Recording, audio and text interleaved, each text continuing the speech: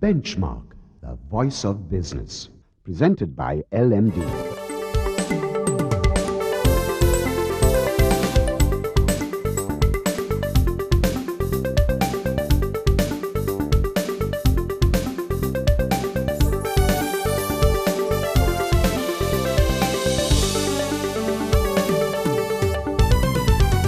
On this edition of Benchmark, we welcome Adam Sack, Country Manager in Sri Lanka and the Maldives for the International Finance Corporation, to talk about IFC's work in Sri Lanka. Then, Nielsen's Managing Director Shaheen Cader discusses the Business Confidence Index, which indicates optimism in corporate corridors. And Kiran H, Country Manager of TNS Lanka, comments on the island-wide survey on people's expectations of Budget 2014. That's the lineup for Benchmark. Welcome to Benchmark. I'm Savitri Rodrigo. Today we welcome Adam Sack, the Country Manager for the International Finance Corporation of the World Bank Group. And he's going to give us an assessment of Sri Lanka as well as elaborate on some of the IFC's work here. Welcome, Adam. So good to have you here with us in the studio. Well, thank you, Savitri. It's a pleasure to be here. Initially, just give me an idea. What are your brief thoughts on Sri Lanka, your initial perspectives of Sri Lanka? I've been in the country for nearly 2 years now, and I'm struck by what a fantastic place this is to live. We were living in Indonesia for a few years before this, when I was working there for IFC, and I just jumped at the opportunity to apply for the job in Colombo. And the quality of life is fantastic. It's a beautiful island with a rich and complex history and culture, and extraordinarily welcoming to foreigners. My family and I have been made to feel very welcome very quickly here. So I'm a big fan, and I'm sort of feeling sort of half Sri Lankan, not fully Sri Lankan yet. It's only been 2 years, but I'm feeling half Sri Lankan. So if you look at the macro picture of Sri Lanka, what are the strengths and weaknesses that you see? Actually, I think it's a longer list of strengths. I mean, the potential here is considerable. And I was talking to a couple of colleagues the other day, and the way I think about it is Sri Lanka could be the star of Asia, given its endowments, its location and important supply chains, the highly qualified workforce. It's already integrated into some of the supply chains, but there's a lot of potential. It could go further. It has world-class tourism assets. It has a relatively deep and sophisticated private sector. And perhaps most importantly, it has peace and stability. So the strengths are considerable, but there's still some areas that I think need some improvement. Although, for example, the business leaders, at least the ones that we work with and I've had the chance to meet, I've described them as sophisticated, as smart, as hardworking.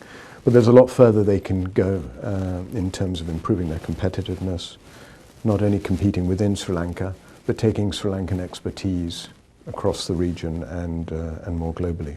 So there's plenty of potential there. Also to improve infrastructure, to improve the skills of the workforce for the jobs of tomorrow, not for the jobs of today. And to improve the business environment, to make it easier not just for big businesses, but perhaps even more critically for Sri Lanka, for small and medium enterprises. So opportunities and threats, what should we be looking out for? Well, there are plenty of opportunities. I mean, one of the things that in IFC we're focusing on is tourism. So we've mentioned, and we all know, and personally I've enjoyed visiting a number of the sites in Sri Lanka. But we also know that those tourism sites are not yet developed and not yet marketed in a way that would allow Sri Lanka to attract the numbers and quality of tourists that it could command. Tourism generates foreign exchange, it creates jobs, often long-term jobs, which we're very interested in. It can also create jobs in areas that are lagging, the Western Province, in the east. The whole eastern side or parts of the north, there's some tremendous assets that are as yet undeveloped. So that is a great opportunity, we think, for Sri Lanka, and IFC is putting a lot of attention into that area. We've recently relocated one of our global tourism experts to Colombo. He's now based here. We're developing a program with the World Bank, so as part of the World Bank Group, in consultation and discussions with the government, where we will look at segmenting different aspects of the tourism market in Sri Lanka. We'll look at investing in some hotels and in tourism infrastructure. We'll look at branding Tourism Sri Lanka, again in partnership with a number of other private sector and government agencies to really give this a boost. So I think that's one very clear area. I think another area which I haven't mentioned yet, which in some ways is a weakness but is also an opportunity, and that's access to finance. So when we travel around the country and we do surveys and we ask particularly SMEs, small medium enterprises, what's your biggest constraint? If it's not the top constraint, it's one of the top constraints, is limited access to financial services. It's not just credit, it's savings, it's insurance, it's payments. This is an area where without proper access to financial services, particularly small businesses can't grow. If they can't grow, they can't create jobs. They can't pay taxes. So there are lots of good reasons to increase access to financial services. And because of that, we're spending a lot of time with our financial sector partners, with banks, with microfinance institutions, with non-bank financial institutions, helping them develop the right products, improving the technology, improving the regulatory environment for access to finance. So a small business woman or man can go to their partner financial institution and get the credit, get the services they need to run and expand their businesses. Are we seeing any threats to us, to Sri Lanka? I think, increasing competitiveness has to be a constant goal of both government and private sector. Because if you don't invest in staff and increase productivity, you will fall behind. You'll fall behind as an individual business, you'll fall behind as a country relative to neighboring countries or increasingly global, it's a global marketplace. So productivity, not so much a threat, but really it's the need to keep investing. And one of the areas, I think, where Sri Lanka could do more is in terms of stimulating FDI, foreign direct investment. Because if you want to boost productivity, that means technology advancements, investing in new technology, new processes, and a lot of that traditionally comes with FDI. On that note, how viable is our hub concept and our aspirations to get there? I think it's, and I'm not alone in this, I think it's a very smart approach. Being selective in identifying the areas where Sri Lanka has some competitive advantage and then supporting it is, it's a policy that's worked in a number of countries. There's been a global debate on the role of industrial policy, particularly for emerging markets over decades. So how governments specifically act to support particular sectors is a matter of debate, and there are different ways of going about it. But I think creating the right environment for those sectors that play to Sri Lanka's strengths is critical. So creating the right environment in terms of a stable policy regime, predictably supporting the development of the private sector, facilitating FDI, facilitating public-private partnerships in infrastructure to deal with the infrastructure bottlenecks, supporting the rule of law, the contracts, enforcement of contracts and so on. All of that sets a perfect background to allow the private sector to succeed, to fail, to get it right, to get it wrong, and to reinvest its capital around those hubs or others that may crop up. More questions coming up, but a short break. So time for a commercial break now. On the other side, we ask Adam Sack about the main challenges facing the private sector and small business growth in Sri Lanka. And also, we ask him, is enough being done to alleviate poverty here?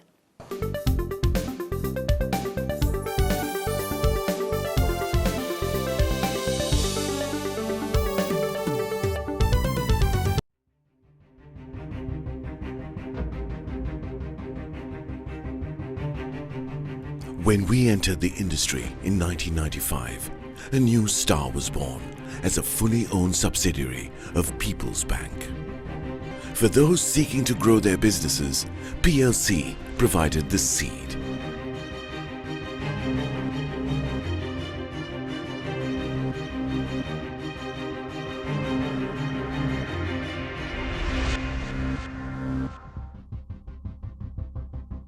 We are not only Sri Lanka's #1 leasing company, but also the largest non-banking financial institution.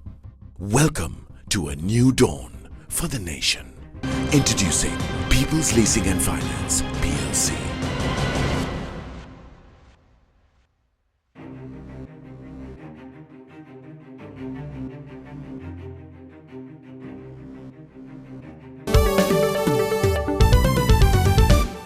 So welcome back. We continue with our exclusive interview with Adam Sack, the country manager of IFC. Adam, just before this, we were talking about the private sector, and just touching on small businesses, SME growth and things like that. What are the challenges that face the private sector as well as SME growth? Well, there was an interesting survey done by the World Bank last year, and it asked just that question. And the top findings of what are the constraints facing the private sector was number one, access to finance. So difficulty in getting the right sort of credit and financial services. Then the other top constraints was tax administration, the cost and reliability of electricity, and also informal practices. So competing with those businesses that are not regulated, that don't have to pay tax and therefore have unfair competitive advantage. So those were the top issues, and those, particularly access to finance, that comes up in a number of countries. So Sri Lanka isn't unique, but that isn't the whole story. So when you go to different parts of the country, I'm struck by sort of a growing concern, a growing chorus about the quality of the workforce. So lots of well-educated, literate Sri Lankans, but are these the right skills for the growing economy of the future? They're graduating, and these are smart kids, but are they fit for purpose? And increasingly, I think there's quite an active debate with the education institutions, with the government and the private sector about how to ensure that the education system of Sri Lanka is providing the right kind of workers for the future. And I think that skills is one of the big challenges going forward. While Sri Lanka may not have poverty, extreme poverty in that sense, there's still quite a number living just above the poverty line. And this segment is vulnerable to economic shocks. If that is the case, do you think enough is being done to alleviate poverty as we know it? One of Sri Lanka's success stories is the reduction of poverty to around 9%. Those are the last figures that I saw, 9% of the population living at or below the poverty line. But you're absolutely right. If you're just above the poverty line, that doesn't mean you're not poor. It means you're part of a vulnerable population, and that could be in the urban, some of the urban areas in Colombo as well as in the southeast, and all over the country there are pockets of vulnerable populations. So there is still a challenge for the government and for the private sector and for all of us to deal with poverty, despite the success in poverty reduction in the past. So then the question is, what are the paths out of poverty? And an area that IFC has been supporting for over 50 years, for all the time we've been around, is that the main path out of poverty in a number of countries is through private sector development.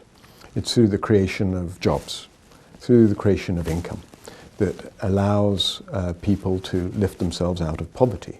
So IFC's mission, in fact, is to create opportunities for people to improve their lives through private sector development.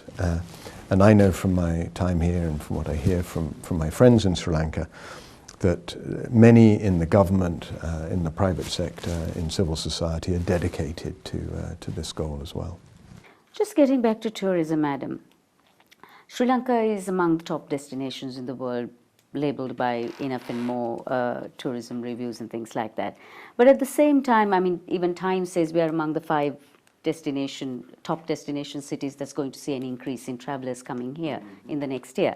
However, we have also been given some brickbats, may I say, saying that we are not a value for money destination anymore, that we are almost getting overpriced. Looking at IFC's intervention and the challenges that we are also facing, including in HR, what do you think your focus areas should be in the realm of tourism? Well, it ranks very highly, I think, for a reason, because I keep using this phrase. This country has world-class tourism assets, and yet it doesn't offer them and doesn't market them, doesn't package them in the way that many other countries do. But I have to say, thank goodness, Sri Lanka isn't at the level of a Thailand, for example, with whatever it is, 17 or 18 million tourists a year.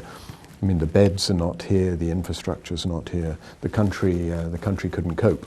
So I think we need to be a little careful in how quickly we develop the tourism industry so it is sustainable, it's the right sort of tourism that protects the biodiversity, that protects the cultural heritage, and is building those long-term jobs that are going to be around for a long time. So there is no, as in so many development challenges, there's no one silver bullet to fix tourism in Sri Lanka. Rather, there are a lot of things that need to be done by a lot of different stakeholders to make a success of the tourism industry. The good news is this has been done in lots of countries, and it's been done in countries which are, to be honest, not half as appealing as Sri Lanka for both the quality and the variety of the offering. In fact, one of my children was saying the other day, we were actually talking about this as we were sitting in Yala watching leopards, and she said, "Dad, I hope not too many tourists come to Sri Lanka whilst we're here." And I sort of get the point. You really need to manage the growth so you don't flood these fantastic assets with too many tourists at once. It needs to be managed. Our role is to bring in global experience, to learn the lessons from where it works well, where it hasn't worked well, to work with the Sri Lankan business people that are running the hotels, the tour operators, connecting them to SMEs in tourist destinations, the guides, the restaurants, the tuk-tuk drivers, and so on. We have a terrific project that just concluded in Hikkaduwa, where we brought all the stakeholders together to package the destination and offer services destination-wide. But to bring all of that into sync with the government's plans for particular areas and the government's plans for development of infrastructure in all these areas. So there's many parties need to be involved. It's doable. We're happy to play a small but catalytic role, and I'm very optimistic about achieving this potential over the next few years. How would you rate the current conditions for global finance assistance providers like yourself, like the IFC? That's a great question. For IFC, it's never been a better time. I mean, as a development financial institution, we fund ourselves from our profits.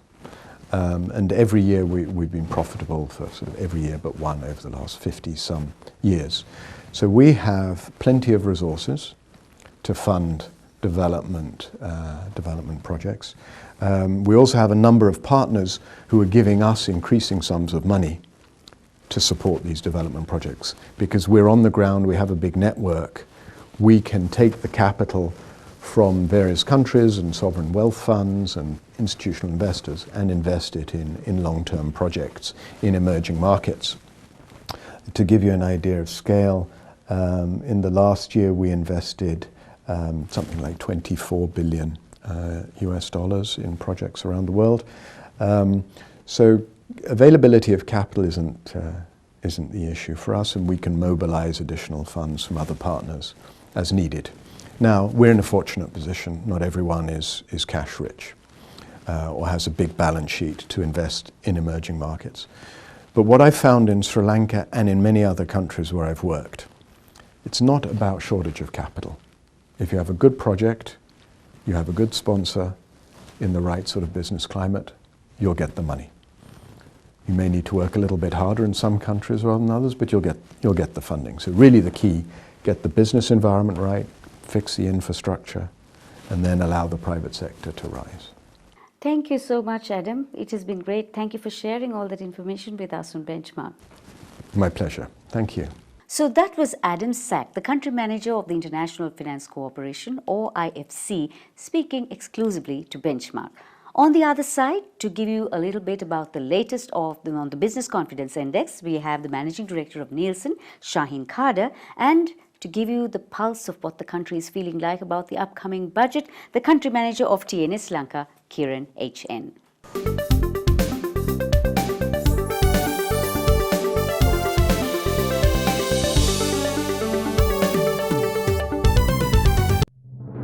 Sri Lanka's #1 leasing company is now the nation's largest and highest rated finance company with 2 international ratings. Let us move the nation as one with People's Leasing and Finance PLC.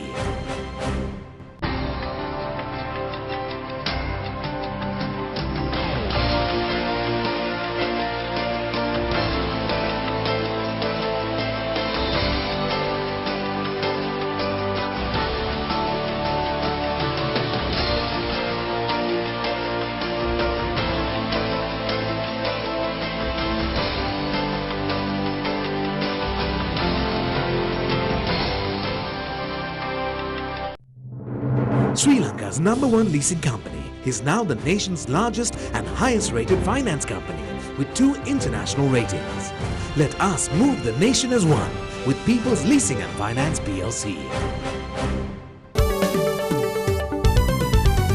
Hello and welcome back to Benchmark. I'm Anushan Selvarajan and with me now is the Managing Director of Nielsen, Shaheen Cader, with the latest on the Business Confidence Index. Now, Shaheen, the BCI is up by 11 basis points and seems to have reversed the course from last month. What sensitivities have led to this? I think businesses have become slightly more confident in the economy, especially about the future business scenario. And interestingly, we also see that some of the negative concerns that respondents had have declined slightly. Consumers, on the other hand, have still not commented very positively. Still they are more or less where they were last month. So let's hope and sort of see whether the upturn in the business confidence will also result in the consumers feeling, more confident about themselves. What reasons have been cited for the improved confidence in the economy? Well, the upward swing in the business confidence index and the economy also has, I think, largely been due to the stabilization of the rupee and, in fact, the slight appreciation in the last few weeks after creeping devaluation in the previous 3 months.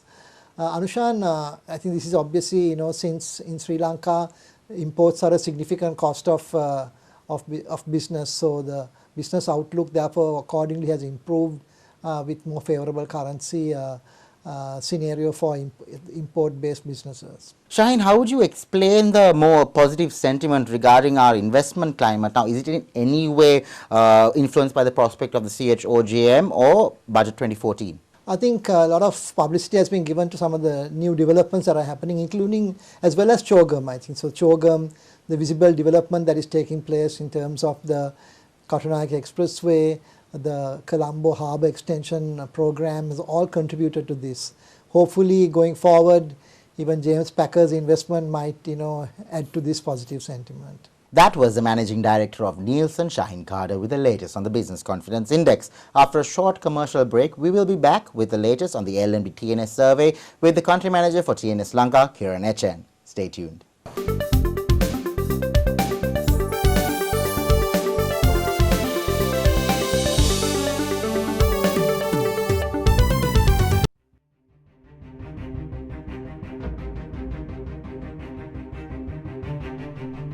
When we entered the industry in 1995, a new star was born as a fully owned subsidiary of People's Bank. For those seeking to grow their businesses, PLC provided the seed.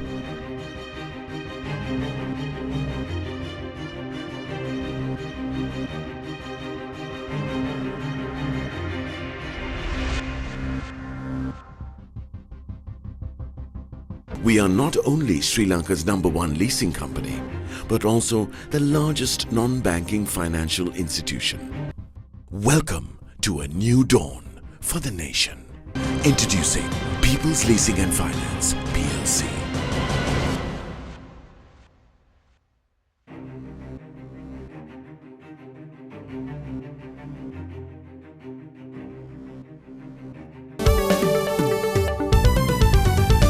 Welcome back to Benchmark. I'm Anushan Selvarajan and with me now is the Country Manager for TNS Lanka, Kiran H. with the latest on the LNB TNS survey. Now, Kiran, a budget reading is on the cards come the 21st of this month.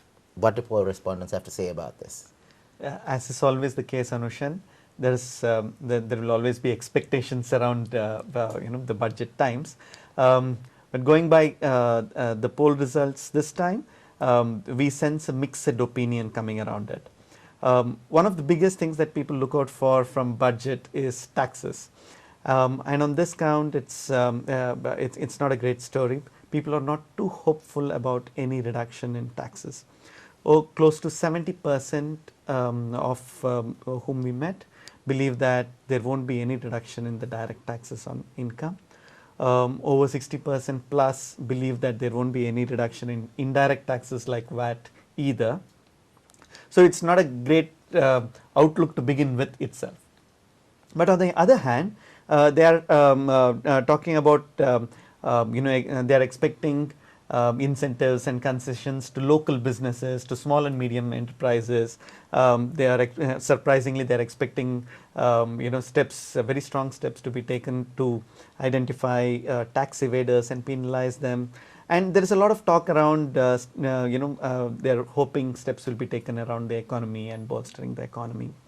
So in a nutshell, there is optimism around the nation and economy in general, but skeptical about what is in it for me. What are the primary expectations from the budget? There are huge expectations around the biggest burning issue today, which is cost of living. Almost everyone whom we met in the survey, over 90% plus, are hoping, or at least there is a strong plea that something be done about rising prices of essential goods and food items, and there is curbing of this cost of living. So having said that, there are a few other mentions too. Over 60 to 70% are talking about other items like reforms in the education sector, particularly about higher education, and it's coming from middle class and lower middle class households, so that's good. There is talk about health sector and reforms within. Their expectation is around some reforms around health sector, and about strengthening the economy in general. There are a few other topics that are being mentioned, but all of these are a distant second, third, fourth. The primary topic, and people are waiting to hear what the government is going to say around tackling cost of living in the coming budget. Now, you did mention tax reductions and stuff, but according to respondents, will Budget 2014 introduce tax administration reforms, do you think? There is no strong points of view coming from the survey, Anushan. While on one hand you have close to around 27% saying that yes, there will be some reforms introduced and tax administration will be streamlined and simplified. There are close to another 39% who believe that you can't expect anything, and the rest of them are telling, I don't know what to make of this. And even when you dig further down and ask them why you said so, there are no sharp points of view that emerge. So at least going by this survey results, I don't think people know enough about tax administration to have any opinion about what to expect from this budget. That was the country manager for TNS Lanka, Kiran H. Thank you for watching Benchmark, and we hope to see you again next time.